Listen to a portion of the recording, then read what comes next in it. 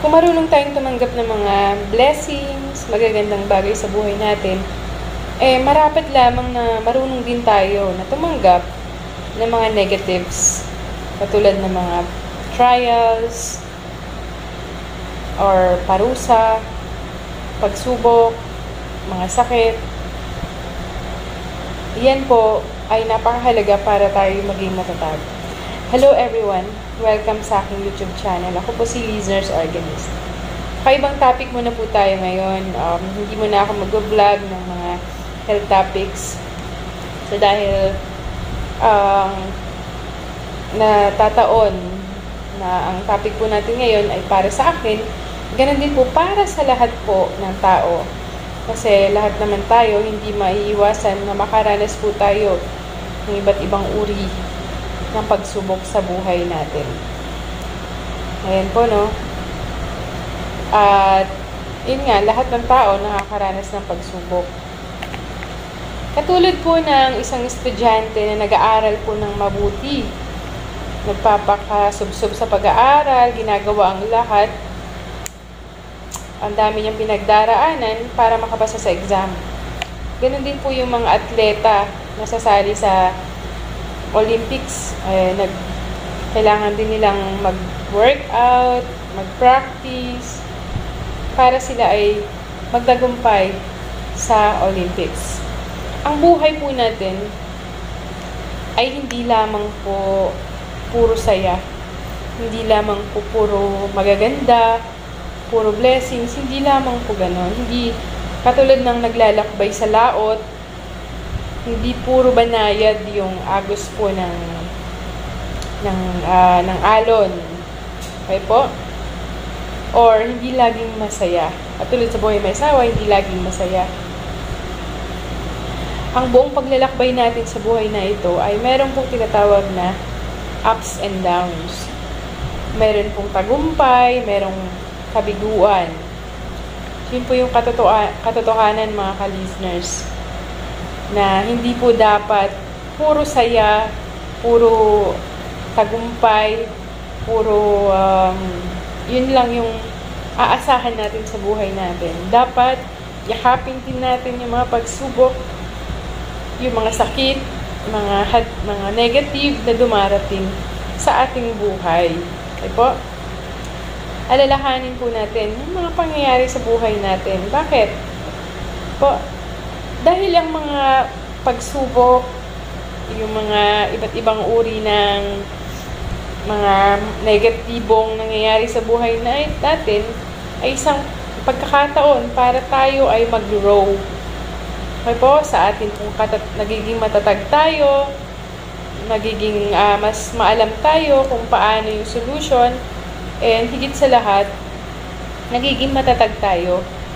Ayun, nagpapatatag, nagiging resilient tayo sa atin pong buhay. Ano na? Ha? Okay na? Mamaya, mag-vlog lang ako So, katulad lang po ng yung mga ginto, yung mga alahas, yung mga mahalagang bato, like diamond, di ba napakaganda nun? Hindi siya magiging itsurang diamond kung hindi siya lalagyan ng malakas na pressure.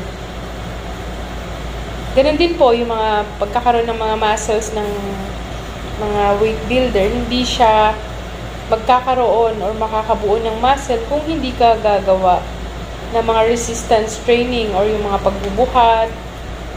Mahihirapan ka muna para makabuo ka ng pinapangarap mong muscle.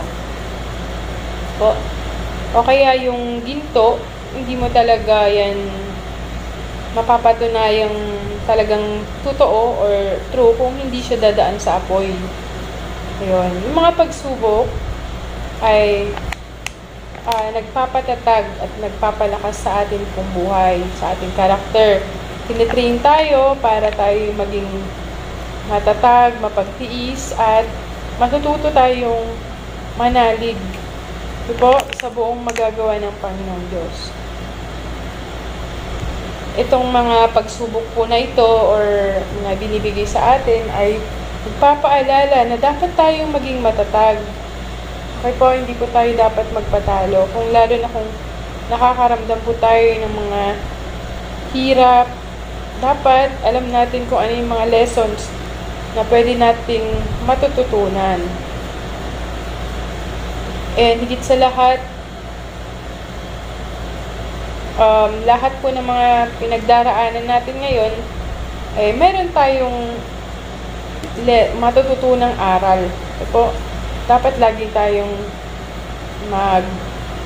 mag-check or mag-reflect. Po, mga ka-listeners, katulad ko ni si Thomas Edison, 'di ba? Inimbento niya yung light bulb, yung ilaw. Nakaranas po siya ng libo-libong mga failed experiments. Talagang nabigo siya paano nung experiments yung ginawa niya. Pero tumigil ba siya? 'Di ba? Hindi. Tinanggap niya yung mga kabiguan bilang stepping stone para malapit na siya sa tagumpay. Po, lahat ng mga kabiguan na kanyang pinagdaanan ay nagdulot sa kanya para magtagumpay. Wait lang. Paano nga ba natin titignan yung mga pagsubok, kabiguan na pinagdaraanan natin sa buhay? For example, nabigo sa mga pag-aaral, nabigo sa pamilya, or nagkaroon ng malubhang sakit. Ayan. Paano nga ba dapat nating harapin? Katulad ko ngayon, nagkaroon ako ng matinding pagsubok. So, paano ko dapat ito tinitignan? Tinitignan ko po ito bilang isang stepping stone, isang oportunidad para ako po ay matuto, malaman ko kung ano yung naging pagkakamali ko para sa susunod ay hindi ko na po ito mauulit muli. And ay gumagawa ko ng mga paraan para ako po ay maging produktibo pa rin kahit na ako po ay nasa isang pagsubok. Para ako ay maging better version ng sarili ko. Okay?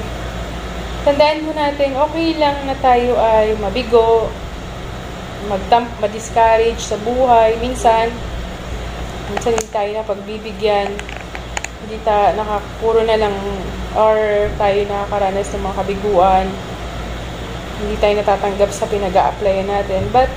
Pero wag nating itulot na yung mga yon ay yung mga pakiramdam natin na nabibigo tayo, nalulungkot tayo, ay siyang maging dahilan para ma-define kung sino tayo.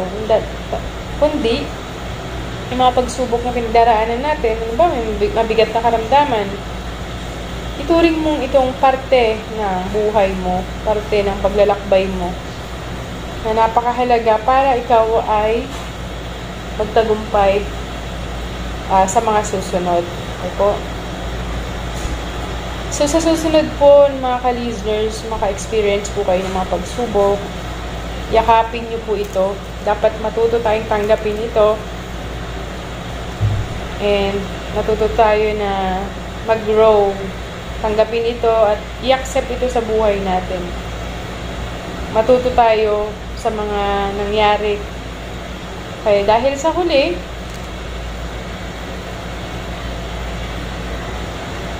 hindi naman yung ang pinakamahalaga ay kung ano yung nangyari sa atin sa huli. Okay? Tandaan natin, sabi nga po sa Bible, nung si Job ay nakaranas po ng matinding sakit mula ulo hanggang talampakan. Hindi siya kailanman tumalikod sa Panginoong Diyos, kundi tinanggap niya po ito at lalo pa siya nagpasalamat sa Panginoong Diyos. Siya'y lalong pinagpala. So, yun nga po, tatanungin nyo bakit ito na lang lagi yung background ko. Ako po ay kasalukuyang nagpapagaling. Sana ay makabalik na rin po ako sa akin kung normal na buhay. Ingat po kayong lagi and maraming salamat.